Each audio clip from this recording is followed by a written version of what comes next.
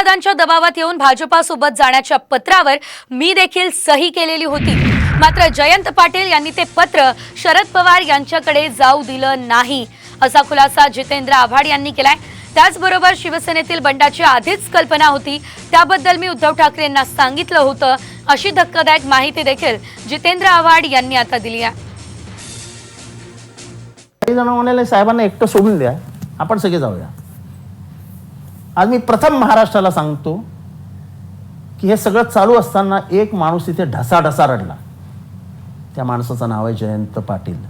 आणि मग त्यांनी सांगितलं की चला आपण एक साहेबांना पत्र लिहूया की आपण आमचा असा असा विचार आहे। एक मी तुम्हाला अजूनही सांगतो की अजितदादांनी निर्माण केलेला दहशत आणि दरारा ह्याचा त्यावेळेस मी बळी ठरलो। अजितदादांच्या तोंडावर नाही म्हणणं शक्यच नव्हतं त्या काळात। मी सही केली, पण मी आजही महाराष्ट्राला सांगू इच्छितो की ते पत्र त्यांनी आयुष्यात ते शरद पवारांपर्यंत पोहोचवलंच नाही।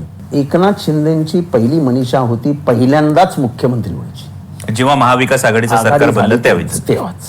कोरोनामुळे मुख्यमंत्री हे जरा थोडेसे आउट ऑफ टच झाले होते, कारण का त्यांची प्रकृतीही तेवढी साथ देत नव्हती। ज्या दिवशी धर्मवीर चित्रपट निघणार आणि त्याचे ट्रेलर्स सुरू झाले, त्या दिवशी मी मेसेज पाठवला होता माननीय उद्धव ठाकरेंना, साहेब सावध राहा, धोक्याची घंटा वाजते। हो, कारण का जे घडलं नव्हतं ते पिक्चर मध्ये दाखवलंय।